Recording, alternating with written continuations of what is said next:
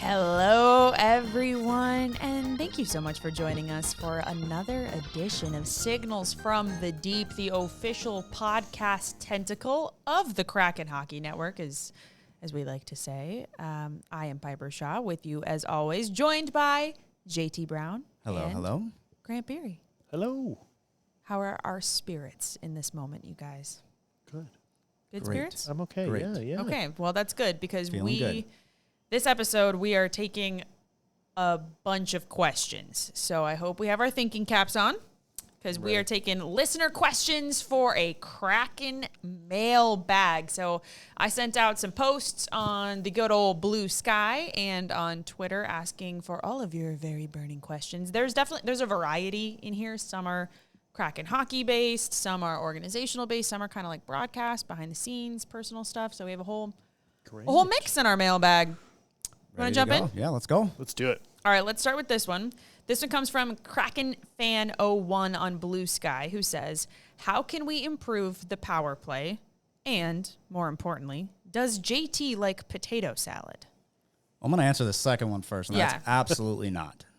I hate everything about potato salad. I'm a very picky eater, so Yes, you are. it's not for me. Never will be for me. Coleslaw, the same, like all those, no. But to the harder question, I guess for the power play, how do you fix the power play?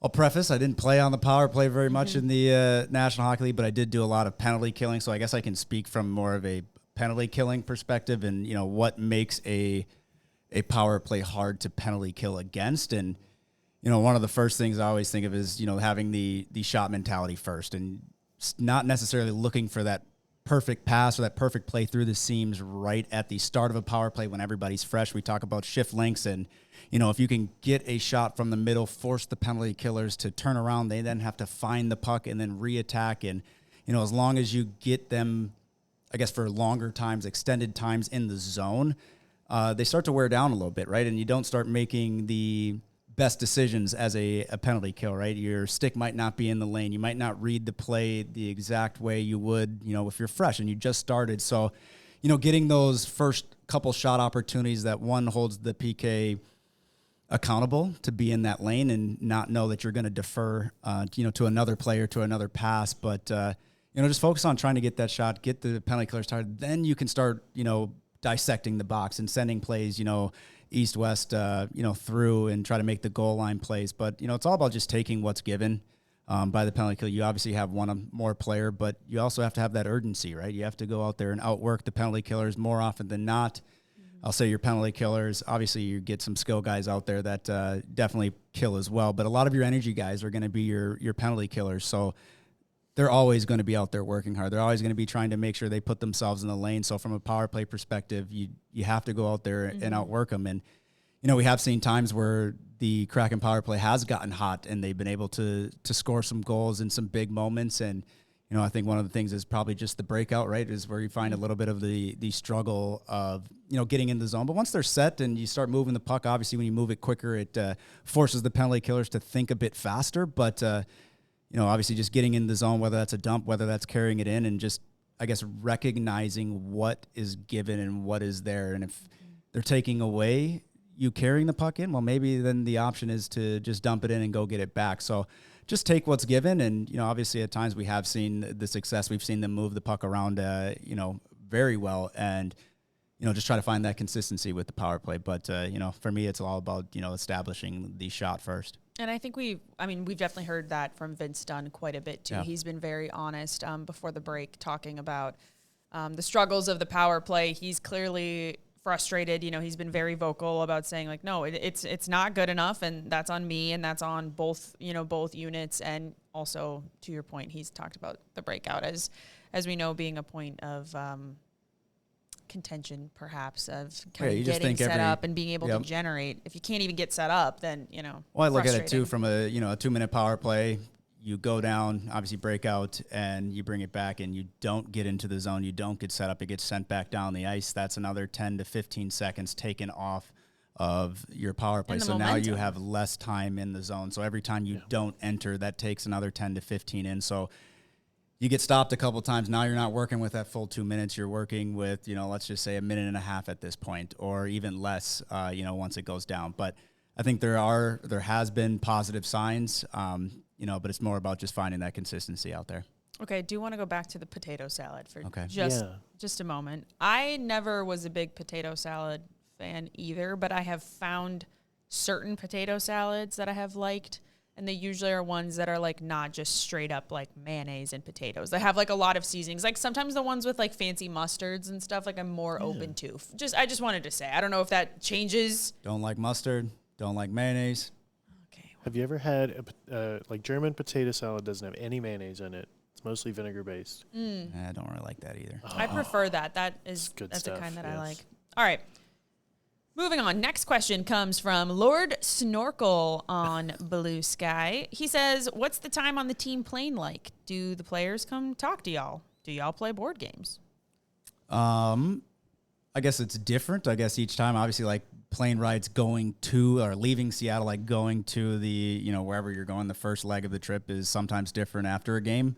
Vibes can be different after a game, obviously, if it's a win, but versus a loss and how the plane works. I would say there are a few guys that come up and talk, whether it's Yanni, Monty, guys that obviously I've played with or very well, and get to have a few conversations with them. Even on the mother's trip, Monty was my seatmate. I was going to say, it was like you were literally sitting with Monty. It was a flashback in time to our time in Anaheim where we actually did sit together on the plane. So obviously, guys that they'll come up and we'll have some conversation, especially when they're up getting food or just making their way to the plane. But from our perspective, or I guess mine, no board games. Obviously, players can get into the card games or whatever board game Super they're playing. Talk, right? Yeah, Is that what Yanni was talking about? Yeah. So they do that. More so just talk. Every now and then we'll throw the Switch on and I'll play some Switch games. I know, Piper, you will be on your Switch on the planes. But as far as board games, I'll say no. But there are some talks. And again, it also just depends, I think, too, on when the plane ride is. Are they tired after a game, getting in late?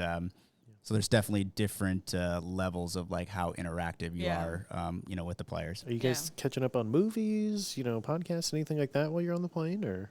Well, JT usually just talks to John the entire time. They're always just like heads together, just talking and talking, which is good. JT loves to talk. It's a good thing you have a podcast, right? We have an outlet we didn't talk for it, enough during the game, and all of a sudden we're keep going for the 3-hour flight. And no, it's fun. Obviously, to be able to sit back, break down things, talk about the team, the game, where things are going. Just another avenue. But at the same time, I do enjoy it. Obviously, with Johnny's schedule.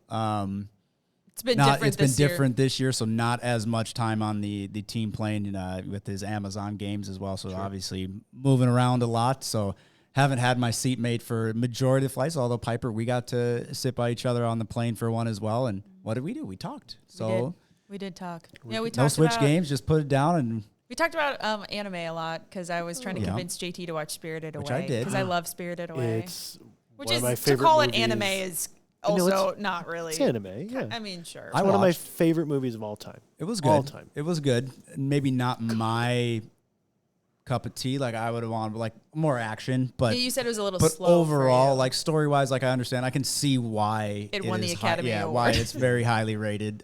Just wasn't my thing, but it was still enough for me to watch the whole thing. So it was good. So yeah, definitely good conversations. I got homework for you then. Same director.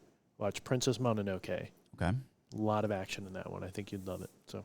Yeah. All right. Well, I'll write that one down. There you go. Anyway, to echo JT, I'll talk to some of the players if they come talk to me, which sometimes there's like little things. I mean, like on the mom's trip, literally all of their moms were like stopping and talking to me, and everyone was like, who would have predicted that Piper would have been the most popular person on the plane today? But I think it's because of the features that I've been producing on a lot of the players. So I guess a lot of their moms have been very keen on them, which is good. That's good.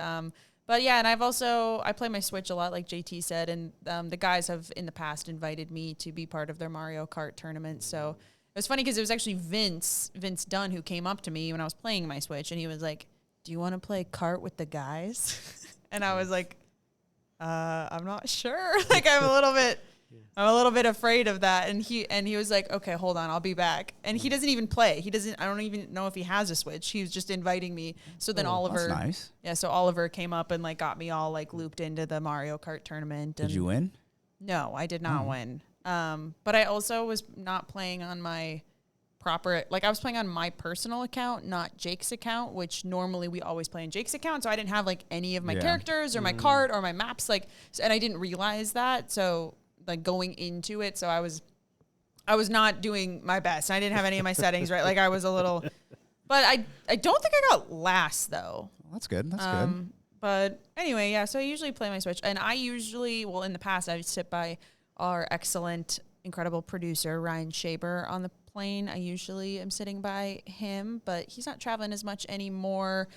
So then now I sit by Pat Brown a lot, who's our director, and I love Pat. So, well, I'm always just like, I'll talk with them a lot too, depending on, I talk their ears off. They're probably like, Piper, oh my God. Well, I know Pat is really into his New York Times games. So is Ryan. They both are. Have they roped you into that yet?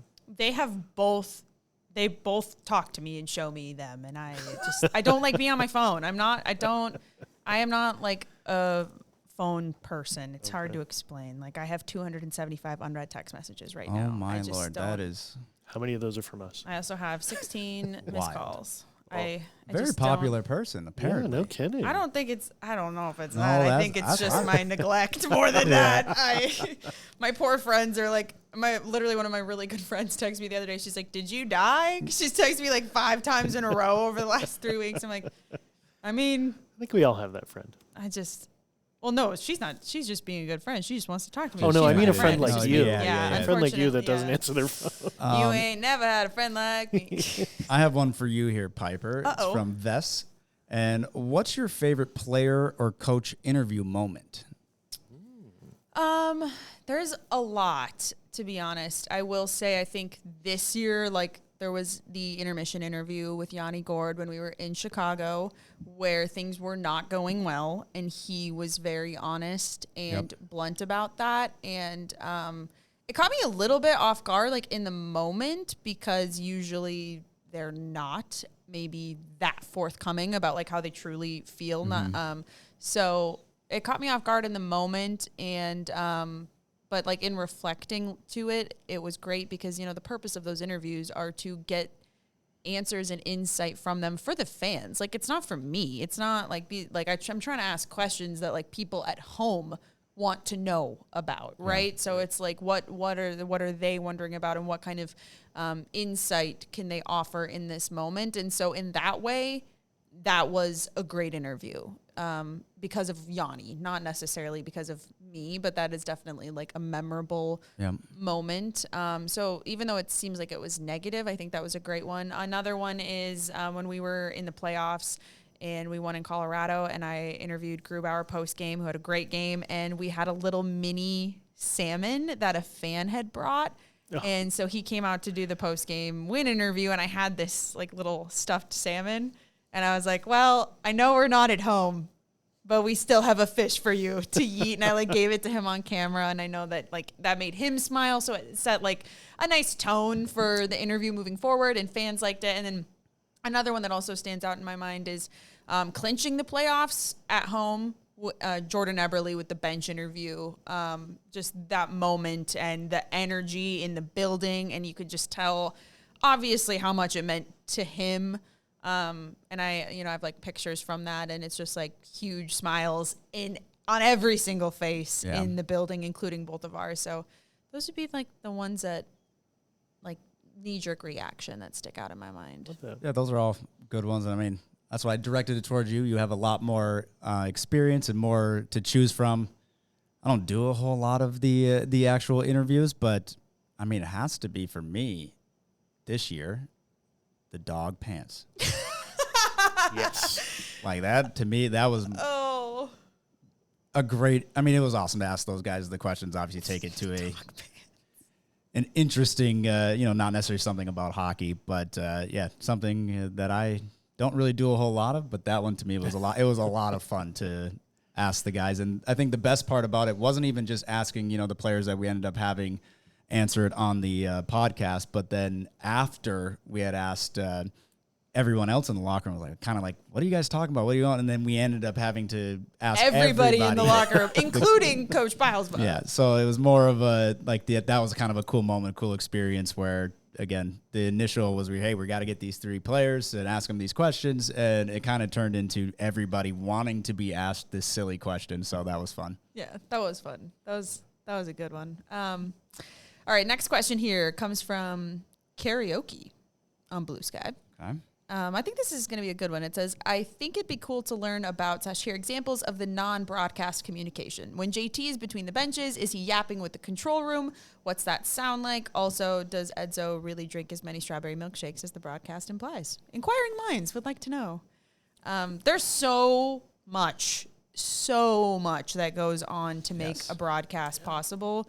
It honestly most days feels ridiculously unfair to me personally that like we are the people that people see and know, and I understand because we are the forward facing, but the number of people and skill and talent that it takes to put on not just a broadcast, but the production that we have is massive. There's, if you don't know about like television trucks, it's a whole thing. There's a lot of great coverage of the launching of the Kraken Hockey Network by Ryan Shaber and Pat Brown over the summer, and Rob and all of the other people involved as well. So Sports Video Group, SVG, has like a really great long feature if you want to learn more about that. But in terms of the communication, JT, I feel like we can talk about the between the benches specifically for you because you're going in and out a lot. Yeah, I mean, a lot of communication is to Ryan Shaber. There's talkback buttons, so I'm not in John and Edzo's ear while I'm saying, hey,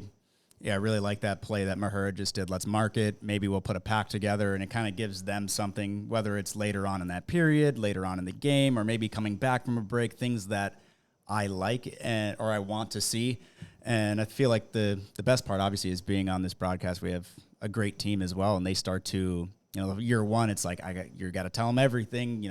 I'm new to this as well, so trying to figure out the types of plays that I'm looking for in a game. And now they do such a good job as well. They know what you kind of would like to see. Knowing, what I asked for on a play, or, hey, I want to go see this replay again, and they'll rewind the tape on the monitor for me so I can take a look at something just to double check. And you do a lot of communication back and forth about, different plays, but there's also times too where they can help you. There's times where, it's a scramble in front of the net that you don't see, and then they'll be communicating to me as the replay is going to go, hey, that was a McCann chance, went off the blocker, and they'll give you little tips where you might not have missed it, or you might have missed that opportunity or might have seen things. So there's definitely a lot of communication when it comes to the truck going back and forth, for communication between the 3 of us that are on. A lot of it's just feel, right? You have to, but there will be certain times where it's like, hey, in the talk back, hey, I really got a good point about this, so I want to make sure we bring it up at the next whistle. And then that's like a more organized,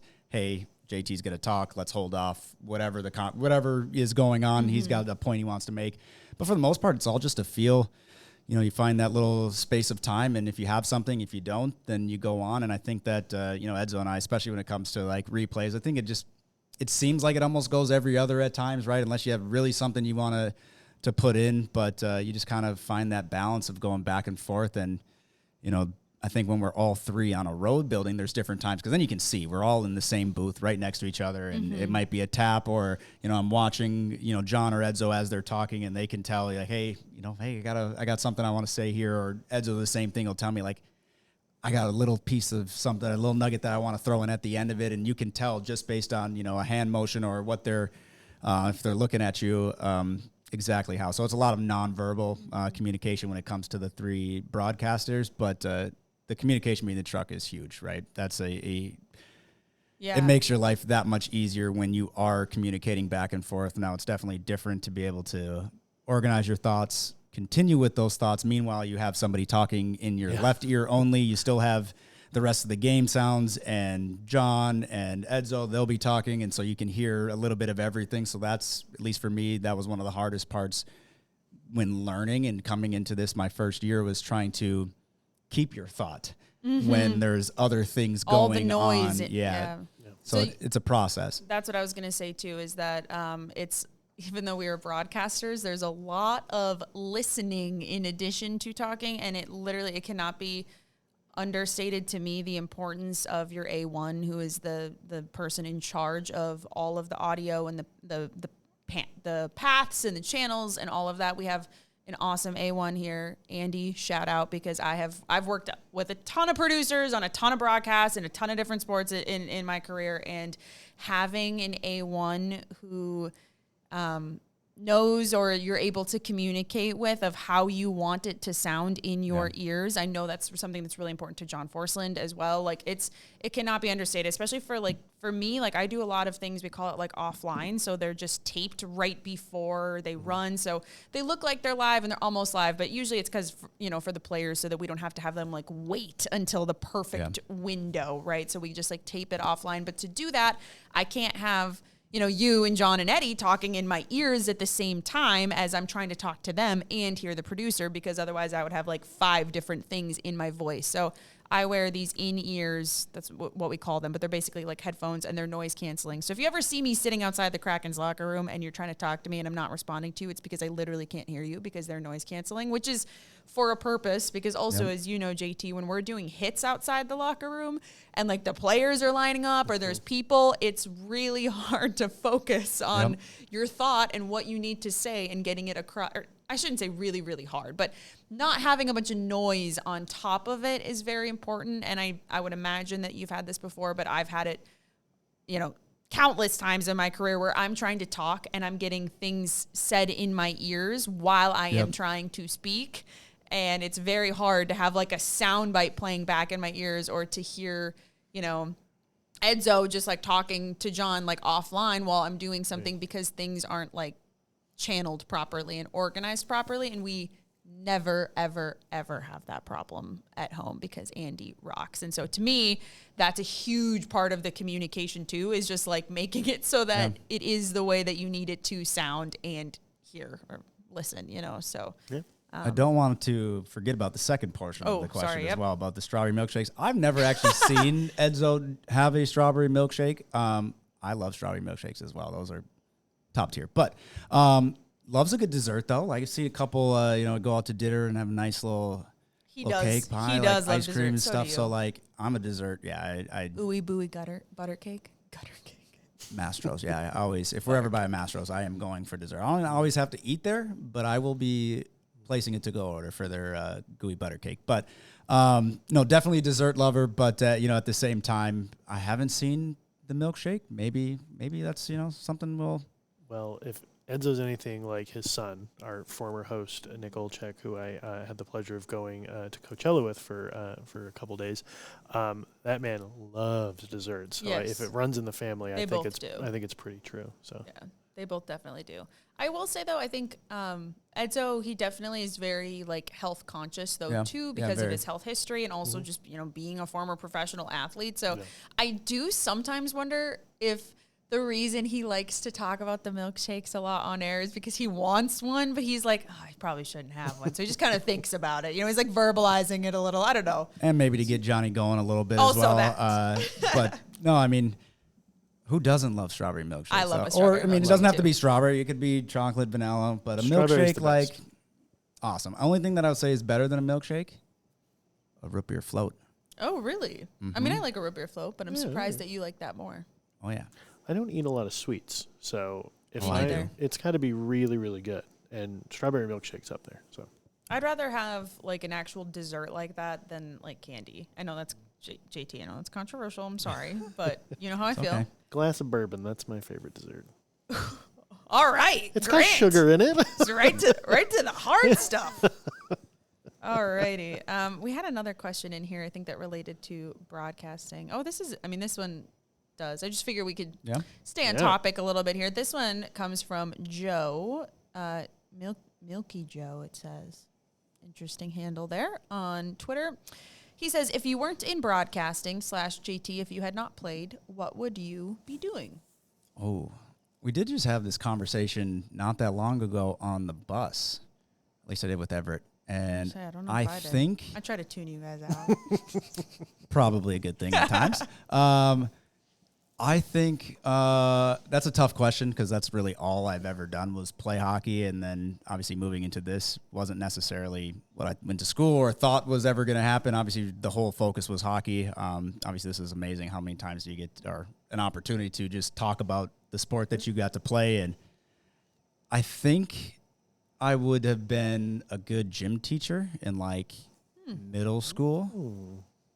Because I just remember like all the dodgeball games, although I did find out that they don't have dodgeball in school anymore. So What? Yeah, I found that out and I wasn't very happy. So that one kind of took that away. Like, I don't know, I thought about being a realtor at one point too. None of them are as cool as what I do now. So there's really not going to be a good answer. I didn't really think about it. So that's probably the best way to answer that. Obviously going through like juniors, then into college. I mean, the whole goal and for me was to get to the National Hockey League. And that's kind of where my thought process was, especially even, through college, and picking my classes was more of electives for the 2 years that I was there. And you don't say. Yeah, would have had to, if I went back for another year, I would have had to actually declare my major and figure out what I was going to do at that point. But, for me, it was more focusing on hockey. But I think gym teacher would have been fun. Dodgeball era gym teacher. Yeah. And I don't know, like maybe I think I could be a good realtor, like get to make my own hours. I feel like that's a big key in what I'd want to do. You just want to be a gym teacher so that you can shout at kids. If you can dodge a wrench, you can dodge a ball. 100%. Am I right? It would have been awesome. Yeah. Would have been awesome. So for me, it's kind of similar in a different way, is that like I knew that I was going to go into broadcasting from a very young age, and I have been strategically making decisions for my entire life since I was 15 years old. Or not my entire life, but since I was 15, Sure. Every single step that I have made in my life has been to be sitting in this chair right now. Like my entire life. I went to college early because I was a good student. I started taking classes that I knew would fulfill the science credits that I needed for college when I was still in high school. So I went to college when I was 16 because I was like, okay. And I also knew I was going to be paying for my own college. So it was important to me if I went early as a high school student, which I did full time, like on campus and everything, it was free. So when I was 16 and 17, I was taking 21 credit semesters at St. Cloud State University so that I could take as many classes as I physically could while it was free. And then also what was nice is that then it freed up a lot of my time when I was older in college to focus on like the broadcasting program, because St. Cloud State randomly has a Division I hockey team and a very, very good broadcasting program. And that is kind of what it's like known for, is those two things, which is very random. Also, that's my hometown. So also kind of random on that front as well. I did not want to continue going there because I did not want to go to college in the place that like I grew up at all, but I knew that this is what I was going to do. And so it was really, and I knew that I was like probably not going to make any money for a very long time in this career because news broadcasters are paid like $13 an hour. So I was like, okay, I need to like make a smart financial decision starting when I was like 15 as well. So that is why I did that. And then, I mean, I don't need to go into my whole like thing, but my point is I have never really considered like doing anything else because this is what I always wanted to do. I don't know. Podcaster. Like, Yeah.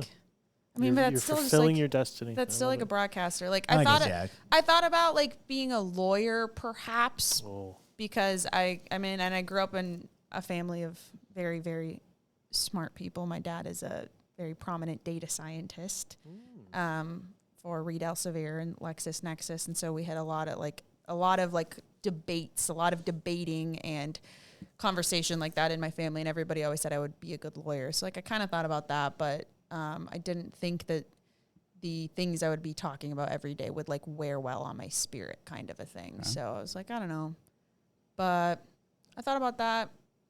That's pretty much it. Like I just kind of was like, I knew that this is what I was going to do, and I knew that I was going to make it happen. And that's just kind of my attitude in life in general. I firmly believe that I am capable of doing anything that I want to do, no matter what that is. I may have to shift what that expectation is, or how long that will take, or what sacrifices will have to be made. Yeah. But yeah, so I was like, I don't need a backup plan. Yeah, I think I would have been in trouble had the hockey thing not worked out. I put all the eggs in one basket. I did too. And it ended up working, so we're thankful for that. Talk about trouble. I was thinking about going into photojournalism for a while. So I really loved photography. I was on my school's yearbook and the school paper and everything like that, and I really loved it. And then that's kind of where newspapers, like when I was in college, is where newspapers started to kind of start dying off. And I was like, oh, well, maybe I should figure out a different career. And then I had resisted doing IT for a long time because it's what my mom did. And I was like, well, I don't want to go into the family business, right? And then I just realized, oh, no, I just need to do IT. I'm good at it. I like it. I really enjoy it. And it's led me to hockey. So it all around worked out. So I think that was my thing with broadcasting, too. It was like people like literally told me my whole life. They're like, you should be a news anchor. Like, why? Like, they like, and it was like not one person ever like questioned that. They were like, yep, that makes sense. Do that. And I was like, okay. But I also enjoyed it. So anyway. I'll keep on broadcasting. And we I got a lot think of this questions. is more directed towards you, Piper. Where do you watch the game while it's happening? And who chooses the player you speak to during the first intermission? Why is it never a goalie? And this is from Brookie. Okay. Shout out, Brookie. So I watch the game off of a monitor the size of a laptop screen sitting outside of the locker room, whether home or away.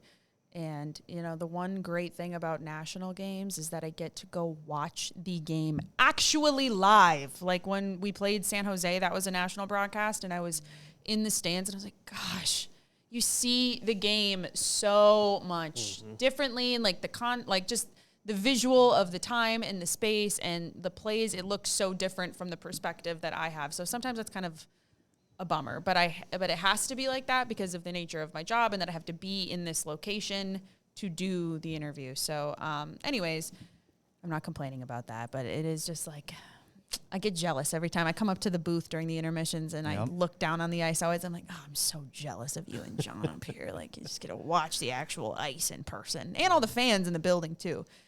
Who decides the intermission interview? That is a conversation between me, our two producers, Ryan Shaber, Scott Malone, and the Kraken PR staff and communications staff.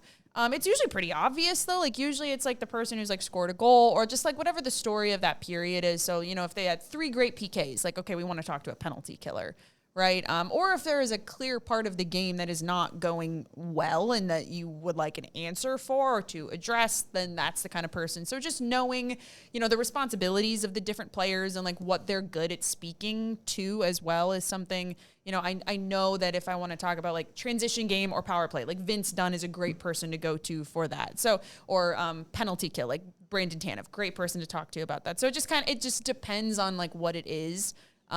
In my opinion, it doesn't always have to be the goal scorer, especially if it's not like an incredible play or like something crazy. So it's that. It's usually pretty like obvious though, to be honest. Like it'll be like, oh, like there's like 2 or 3 options.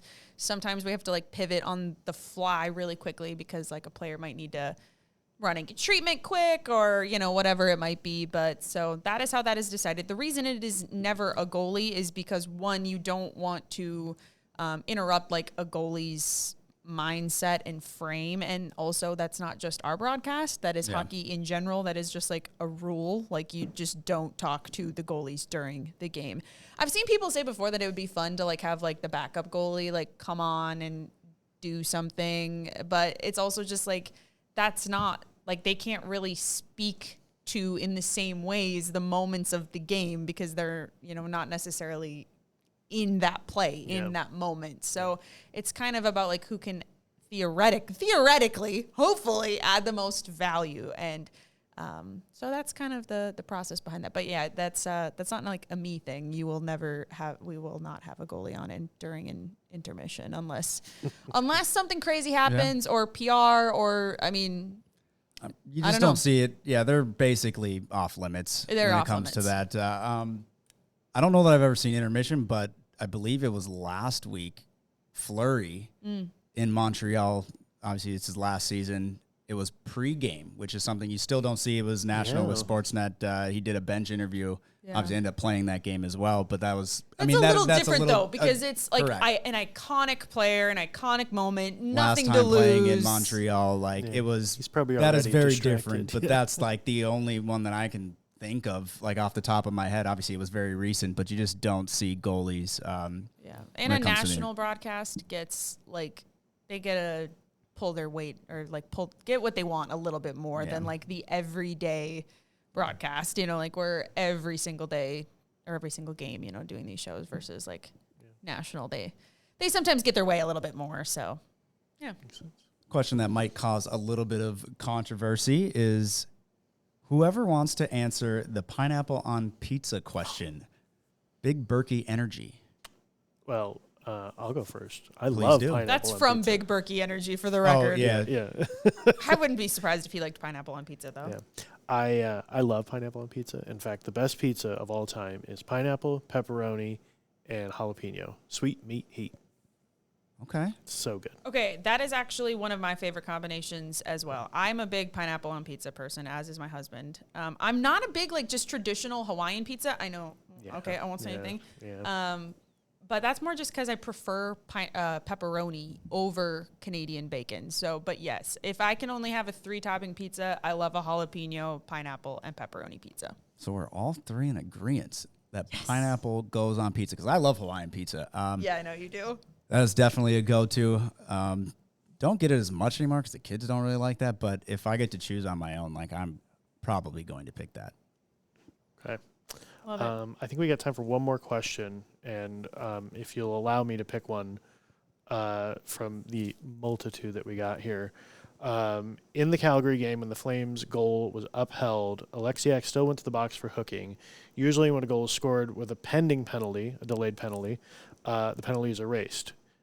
Did that rule change? This is from Steve Bonacci, and what Steve is getting at here is a kind of a wrinkle in the rules that I think, JT, would be good for you to explain so people understand what's going on.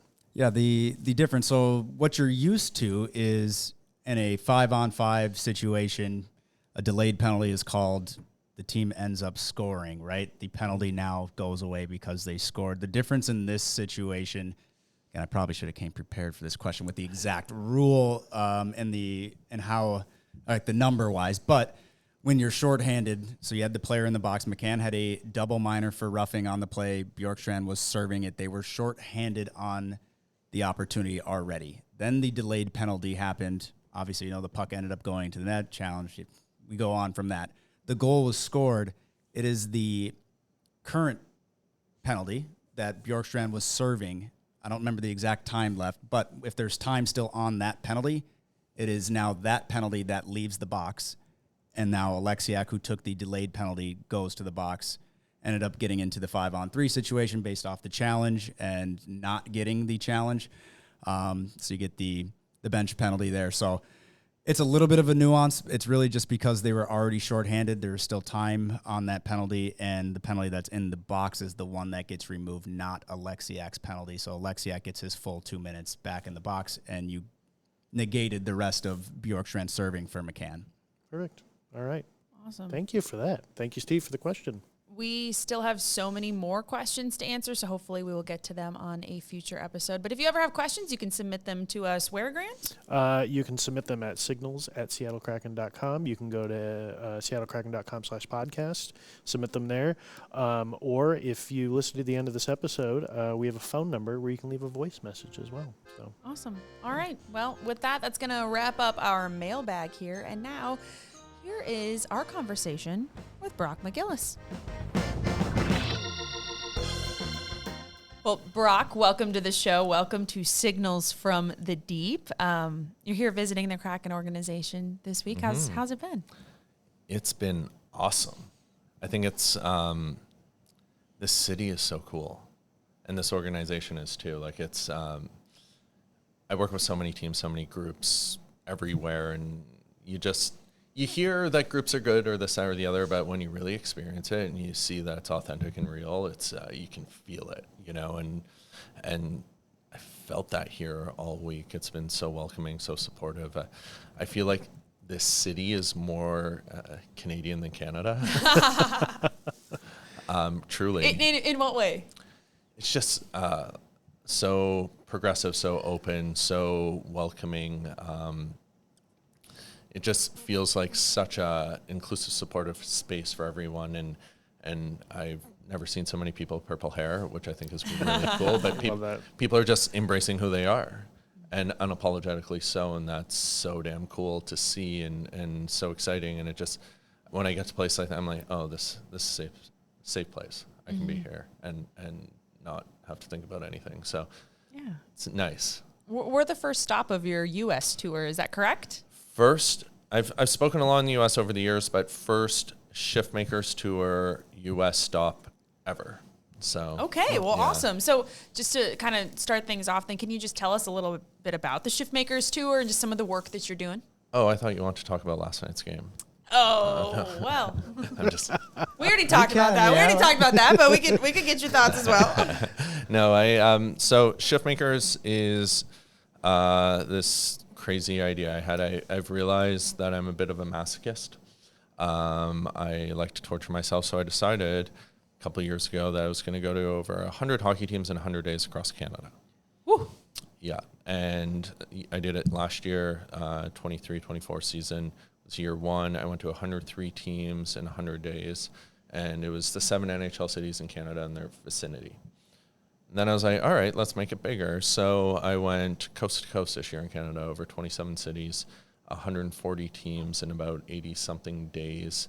I haven't slept in 3 months. Yeah, sounds like it. busy. Yeah, I feel like it's aged me 30 years, both my face and physically. I'm just in pain. And then I was like, hey, let's get even crazier and let's bring it to the U.S. So why not go wild and really torture myself? And now we're doing a U.S. version, and kind of like last year in Canada, it's going to be a smaller version of it. And I'm estimating somewhere between 50 and 75 clubs, which is pretty good considering we're starting in February and the season's almost over. And then next year we'll grow and scale it up the same way and start Canada a little earlier. I want to miss winter in Canada. That's my goal. So start in September and then by November get to the U.S. and then cherry pick where I am in what months based off weather. And take care of yourself, hopefully, in the process as well. Some sleep. Get some sleep. Summer's for that. I can sleep all summer. That's a good point. That is a good point. Just could you share with folks who might not be familiar, like what is the work? What are kind of some of the sessions? What are the goals of what you're doing on your tour? Yeah, so when I first started doing work in this space in public speaking, it was my story. It was just about my life, being the first openly gay men's professional hockey player and sharing my journey to coming out and whatnot. But then it became about rallying people to create shifts. And those shifts, big or small, could have a ripple effect and have impact. And I tell a story in sessions there. When I retired from playing, I moved back. I'm from Sudbury, Ontario, close to where Lexi's from, where I used to go to North Bay all the time and work with their teams. So I know North Bay well. We're from the same neck of the woods. And I was working with hockey players up there, and I was working about 100 a day. And I was afraid that if they knew I was gay, they wouldn't want to work with me, especially the guys. So I hid it. And for about 5 years, I thought I was doing a really good job. And then one day I got a phone call from a hockey mom. She said, I want to set you up on a date. I just went, oh, no. Like, what do I do? What do I say? How do I get out of this? And then I got curious. And I was like, what's her name? She said, Steve. I came to find out all my athletes knew I was gay. And instead of saying something, I observed their behaviors. And I started to notice anytime they would say something homophobic, they'd apologize to me. And it didn't matter if it was a pro or right down to a kid. And I started thinking, maybe we're creating a shift here. I thought, or maybe they're just like me. I'm one of the boys, right? We go on the ice and I chirp them. We go in the gym and I out bench press all of them. And if you're listening, that's the most important part. But maybe they're going out in public and using slurs. Until one day I wasn't there and I had a sprint coach working with some athletes on a track. And at the end of a 2-hour workout, he told them they had 10 more sprints. And a younger player looked at the sprint coach and said, this is so gay. And an older player who was in the OHL about to turn pro looked at the younger guy and said, we don't say that here. Give me 50 push-ups. And that became something all my athletes adopted. And then they used their influence as hockey players to take that with them where they went. Before I knew it, people I didn't even know were doing push-ups. So that guy that day created a shift. He also created a shift in me where I realized the impact I could have because of that guy. Essentially, is one of the big catalysts of me coming out. Because of that guy, I do the work I do now. Because of that guy, thousands of people have come to me over the years who have been struggling, and not just with LGBTQ plus related stuff, but in general, I've been able to help them get support, in some cases in life and death situations. That guy that day, the ripple effect of his small little action saved lives. So we can all create those. And then I teach them how. Humanize issues, the environment we create, and that's mostly language. And then breaking conformity. We conform a little bit in this culture. You don't say. In hockey culture? Yeah, just a tad. So recently, I've pushed this even further, where now I challenge their courage and their bravery. So when I'm talking about language, first type is bullying, then those off-the-cuff remarks, and then laughter. And I'm like, why do you laugh? Like, to fit in. And this is adults. Like, this is, I'm doing corporate sessions, and they're saying the same thing, like, to fit in. I'm like, what happens if you don't laugh? Well, you might be the next person targeted, specifically in a locker room too, like even more so than in society. I'm like, what if nobody laughed? It would stop. I'm like, so you can create a shift in your space just by not laughing. I'm like, but in hockey, we call ourselves a family or brothers or sisters or some analogy like that. I'm like, you're laughing at things you don't find funny because you're afraid your family's going to bully you. It's messed up. What kind of relationship is that? Yeah. It's surface level. It's BS. It's fake. That's not real family. I'm like, but you tell me you're brave hockey players. You battle in the corner. You fight in front of the net. You block shots. You are these gladiators on ice. Is that brave? They're like, no. And then we talk about body language and then silence as a form of language. And when I talk about silence, I tell them a story of a player who came up to me who experienced anti-Semitism. Some of his teammates drew swastikas in his hotel mirror.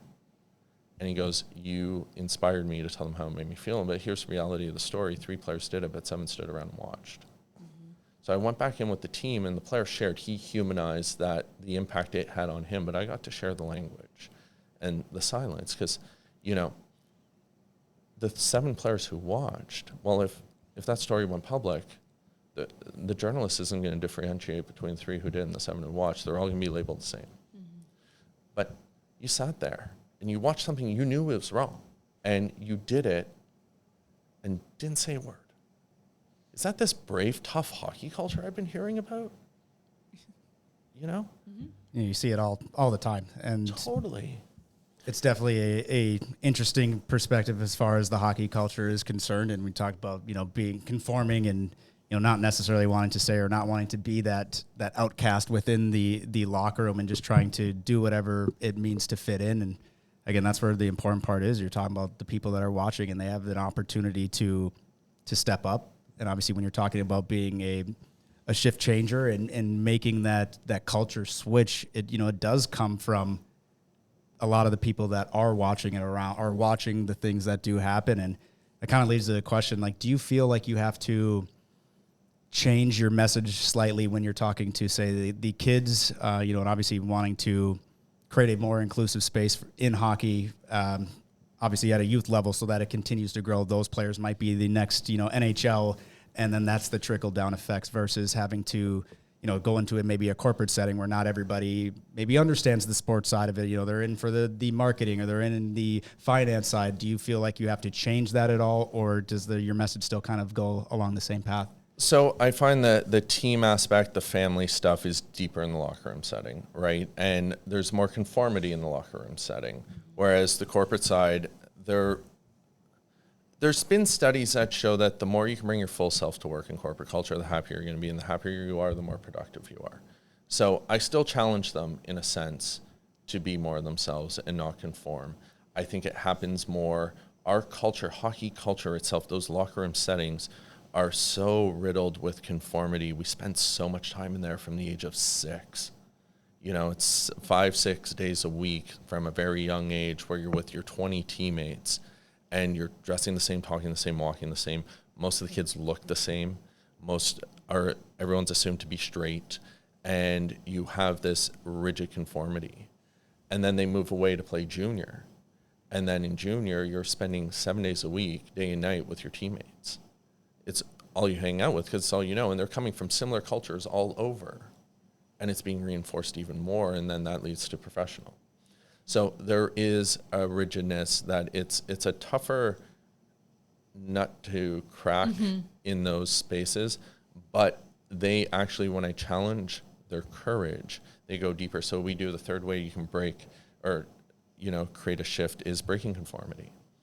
And I'm like, you call yourselves a family, brothers or sisters, yet in guys' hockey locker rooms, there's 4 things you can talk about: women, video games, partying, sports. music as long as it's rap or country. And I now, have to laugh. It's so true. and now So gambling. Gambling's a big one, even with kids, which is wild. Like 15-year-olds are like, yeah, I gamble every day. And I'm like, Join DraftKings. literally. And so I'm like, yeah, you call yourselves brothers. I'm like, I don't know about you, but my family knows way more about me than that. I'm like, so I'm going to challenge you right now. Tell me something you typically wouldn't tell your teammates. I said, and you have two answers. You have a surface level answer. I love cooking. I make grilled cheese. Cool. Nobody cares. Like, legit. Yeah. Nobody does. Yeah. Or you have your real one, the deep one, the brave one that you're afraid to share in front of the boys or girls.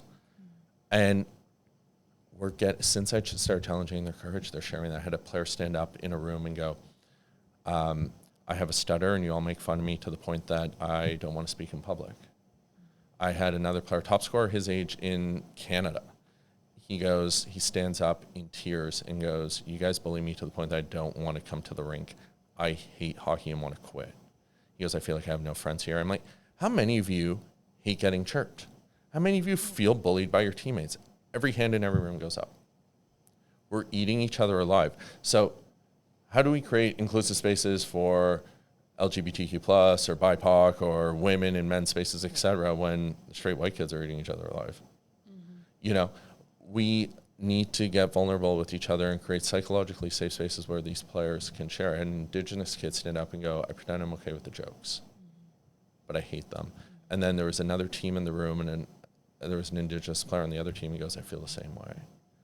And it just keeps going, and it's deep, and it's powerful, and it's weird. It's sort of like Ted Lasso meets Euphoria, in the sense that we're doing all these wonderful things, and it's laughs and jokes, and then they end up bonding even more together, but we have a little bit of that euphoria where everyone's crying for a half hour, and they're sharing some deep stuff, whether it's self-harm or depression or different things. And it's been not cool for me, it's tough, but it's been great that I've been able to then get them resources and work with their teams, their coaches, and have them work with the parents and get them support in their regions, because they're struggling and they're not telling anyone. So I'm curious, as somebody who is a little bit on the outside, but I feel very privileged to be in this conversation with both of you right now, because you are both people who have stood up for your identities in locker rooms and throughout your careers in really difficult situations. What is the challenge? Like, what emotions were each of you kind of grappling with when you've had to encounter these conversations? Obviously, being courageous, but what is maybe the fear, or maybe what might hold people back from being authentic about their truth and those struggles? Yeah, I mean, it's a tough spot, because a lot of times you feel, I mean, the one thing is being alone, right? And not necessarily thinking that you have that support system, and that's where, those conversations, and you have those hard conversations with a team, and they start to know you beyond that. Obviously, I think that, that shows that they're with you, right? And that they have your back. And I think, for me, one of the things obviously is not everybody had to agree with the stance that I was taking, but I thought that it was powerful in a sense that we don't have to agree, but they also understand why I'm doing it, and allowed me to say my piece. And, for me, there is the worry, right, about, hey, is this going to affect my playing career? What is everybody else going to think? What's going to be said online? Obviously, comments online, to try not to read everything that goes out, but there's been some nasty things that obviously have been said, and you worry about that. I worry about my kids, what their future looks like. And, eventually it kind of came to a point where it was something that I had to do. And, for me, again, I think a big portion of that is obviously just knowing myself that it was the right thing to do, and to be true to myself, and obviously be able to look back at my kids at one point and, say that, I did this for you. I want to create a more inclusive space within hockey for people who look like myself, and, just give them something. So they know, the players that are playing now, that somebody's thinking about them, right? And I think that's a tough spot as well, where you just think that nobody cares about, whatever the issue may be, because it's not being spoken about. Just to let everybody know that, the hockey world does care, at least that I care, and, wanted to be in that moment. Obviously, it came with some tough times and some hard days and hard conversations afterwards. But, at the end of the day, you don't trade it in, because the future is what you're trying to change, right? And in that moment, yeah, it was hard, but I think as you I've moved past that and been able to obviously dissect and reflect on everything as well. The most important part is just trying to create, this game that I love and we all love so much. Want everybody to have the same opportunity to love this game. Yeah, I mean, I still remember when you raised your fist and how powerful of a moment that was, and it gives me goosebumps to think about today. And I remember, I think we spoke not long after that. I reached out to you, and it was like, wow. And in my mind, having empathy for also recognizing that it's one thing to have the courage to do it. It's another thing to know, like, I'm standing on an island alone, and I don't know who is going to feel what kind of way after. Yep. And it's why I didn't come out as a player. You're afraid you're going to lose friends, opportunities, different things. You're afraid you're going to lose your life. And hockey, as hockey players, is especially elite hockey players. Like, hockey is your identity for a very long time. Mm-hmm. It's what you're known as. What I was like, Brock McGillis, hockey player, JT Brown, hockey player. You know what I mean? And you're a human being beyond that, and there's more to you than that. And this is what I'm trying to get all these hockey players to realize, because the more they can embrace themselves, then the less likely they're going to be to judge or to be oppressive towards you or me or you as a woman in the space. And but it takes time.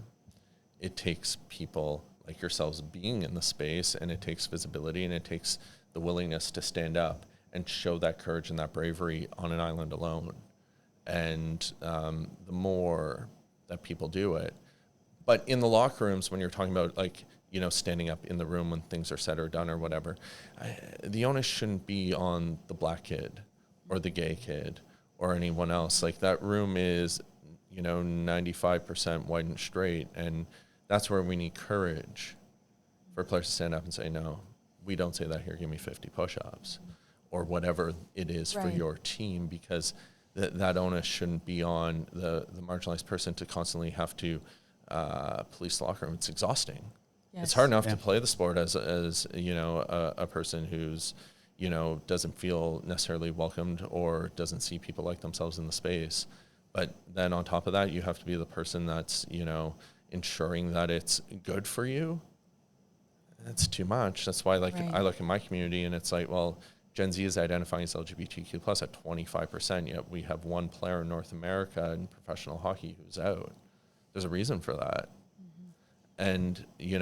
And over the course of the history of the sport, there's him and me who have come out as professional players in North America, and there's 2 in Europe, or 3, I think, total. It's like, those numbers don't add up. But it's because how do you be the guy that stands up in the room and say, we're not saying that here, don't say that here, and then they're like, well, you're gay and you've just outed yourself.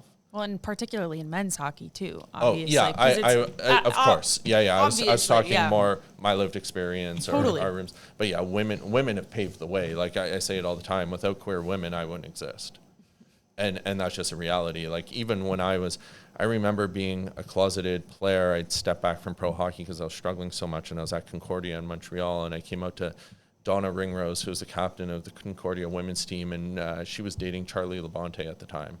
And Charlie was on Team Canada and was one of the goalies, and they would come over to my place, and I would hang out with them, and they were 2 of the first people I told after Brendan Burke, Brian's son, and, those people paved a way for me to exist, and all the queer women in the sport who have come before me and currently exist and are unapologetically themselves are why I'm allowed to have a space. What's been the most rewarding thing for you since you've taken this on as like active work and really, like you said, you're like a masochist because you're working so hard on it. What is the feeling that you're getting of the reward from that work that you're doing? What are you seeing as things change? Well, I can read you some messages I get. Oh, that would be awesome. And I think for me personally, one of the biggest things is people always told me when I started speaking publicly, well, you can't be everywhere.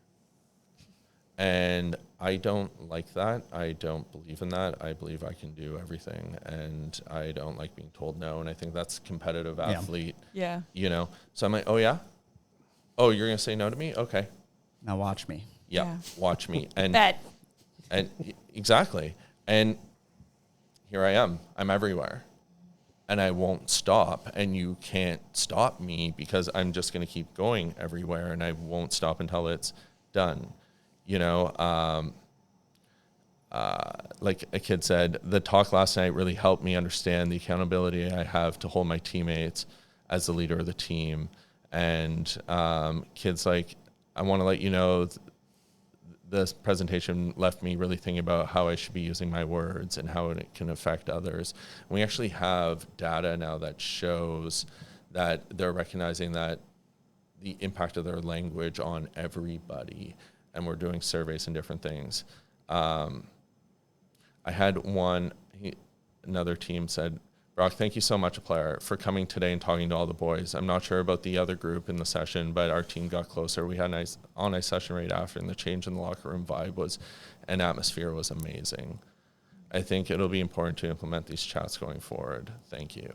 What does that mean to you? Like, what does that do for you to keep fueling you? I live on caffeine and 3 hours of sleep a night. And that. Yeah, literally, so this gets me through those messages over and over and over, you know, and not even just those positive ones, but some deep, dark stuff where I've been able to help people get support and maybe it saved their life. My tour manager in Canada is a professional baseball player, and he's a straight bro. Like, he's 6'5", 230, like just a big lumbering baseball guy. And he'll sit in the corner and cry in sessions. Mark Frazier was on a call with the league yesterday that I was on, and he was talking about the tour, and he came to some of the stops in Ottawa because he lives in Ottawa. And he's like, he said in front of everyone, he goes like, I was sitting in the corner tearing up. All these kids are talking. Like, just having those people see it and feel it and go, somebody's life might have been saved today. Mm-hmm. Beyond let's make hockey more, like somebody's life might be saved. It's kind of cool and wild and surreal, and you don't really realize it day to day when you're like, I got to get the next team, and I got to get the sponsor. I need to find more sponsors, and we need to get to the next place. And it's just nonstop, go, go, go. But when you sit back and think about it, it's just like, yeah, absolutely. Absolutely. Well, I think that's it's really inspirational to actually hear those things. And I think a lot of times, especially as a player, get so caught up in the hockey side of it, right? And trying to make, the game more inclusive, at the youth level, get more players playing the game. And obviously that's a huge focus and, getting sticks into hands. But when you hear the other side and you talk about, actually saving somebody's life, it goes well beyond just the sports world or just the hockey side of it. And to be able to, hear those things, obviously commend you for not only using your voice and what you've been able to do, but I think when you're able to take a step back away from, even though hockey is what, started to bring you here, and it started, even for myself, but at the end of the day, it's a cool thing to go back and look at it from a different perspective or gain a new perspective on it. And, not necessarily thinking about, just creating a safe place within hockey might actually save somebody's life, versus a lot of times we look at it as we want to create a safe space so that you can play hockey. And while both are great, I think when you look at the impact of being able to save somebody's life, it's hard to really put those words together on it. And I mean, I love the game of hockey and I focus so much on hockey, but hearing those it's touching. And let's take it a step further. What if hockey eventually becomes what saves somebody's life? Mm-hmm. Like, I look at hockey, and for many people, kids, adults alike, like, if when you were playing, you're sitting there and whatever stress you had that day, agents or spouse or whatever it is, doesn't matter what it is, family stuff, we have different stuff in our lives that come up. When you get to the rink, it can all disappear. For some, it doesn't. It actually, is oppressive, and it's a reminder, and it makes it worse. But what if it didn't? What if that was an escape for that person for those 3-4 hours a night where everything goes away and it's just this beautiful, incredible sport? Like, what a way to live. Wouldn't that be a great way for the game? It would actually save people's lives and they wouldn't even know that the sport is doing it, but it would. And it would make people happier and love coming to the rink. And this is as much, and I'm talking about like straight white kids as much as I'm talking about, marginalized groups, because they're struggling too in there. Right. Yeah. It's hunter be hunted. Yeah, It's a absolutely. hunted or be hunted environment. And it's not just kids. That works its way up, and Well, and I always think of too, like sports for a lot of people is community. Like whether you are a fan or that is where you work or you are in, that locker room, sports is part of like a community and a community's identity as well. And so there is something to be said about being able to not only be yourself, but also like creating that safe space within that community, because ultimately you want to grow that community and use it as a place to connect authentically, like as a human being, and if you feel like you have to hide something of yourself or just insecure in any way, like whether it's just bullying that has, like the chirps, like you said, like that's not the kind of environment that fosters positive community. And I feel like that is one of the best things about sports, no matter whether, like I said, whether you're a player, whether you work there, whether you're a fan, whether you work at the restaurant across the street from the arena that always has fans pouring in, like it should be a thing that connects people together. And so it's disappointing, if there are things in the way of that, because it should be such a beautiful human thing, if that makes sense. Yeah. And to your point, like it's always driven me nuts when I see men and when women talk about sports, and you see men go, well, name 5 players. And it's like, really? Like, don't we want people to enjoy this sport and be a part of it? Like, what are we gatekeeping? Yeah. And why? Like Community. Yeah. Why? And for who? Like, does it change your life if that woman likes hockey or sport? Like, what did you get out of that? Do you feel good about yourself? You feel like a bigger man? Yeah. Like, I just don't understand it, and I've never understood it, and it, and it's bizarre. It's so bizarre. Well, and that's why your work is so valuable and so important, and I'm glad that that you're doing that work in multiple spaces too, like you said, like with kids, with workplaces, in locker rooms, with teams, because that's how it happens. Is one, you have to give people the information, but also just create, even as hard as it is, a space where you can be, where other people feel they can be courageous, even if they aren't a person that is in a marginalized group, or just to make hockey for everybody, right? Like, I'm very grateful for your work and for folks like you, like doing the hard stuff, because it has to be done. Well, thank you. Yes. I do have another one. How do you think that the culture has changed, or is it changing at all in the hockey landscape? Like, if we take a look at maybe the last 5 to 10 years, as I always look at it, it's always a work in progress. Mm-hmm. I don't think the work is ever done, but are you seeing a positive impact, obviously, with talking to different kids, or, obviously going around the league and seeing different initiatives that have, been started and continuing to grow? Do you see positive change? Obviously, I think there's still places to work on it, but are you seeing any change, like in your day-to-day here? What I would say is this, whether it's kids or adults, whether it's NHL players that I work with, and I go into locker rooms with pro teams right down to kids, I would say in theory, they are more receptive to the idea of a gay teammate or, different people in the space than what has been the traditional norm. And I'm going to talk about the men's side of the sport, because I think the women's side, they're, much further ahead on this stuff, significantly so. What I will say, though, is I don't think the language and the behaviors have matched their thoughts. I think that's where the disconnect is. Interesting.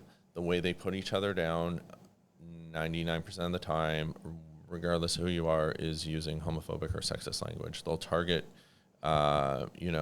racialize people specifically with racist stuff, but everyone generally it's sexist and homophobic stuff. So they're still doing that.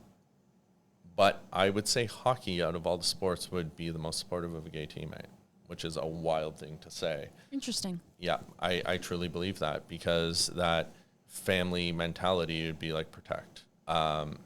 You know, and I mean, we see it here. Justin, the athletic therapist here, and how he's been so well received and treated by players, and his experience here as a part of that team.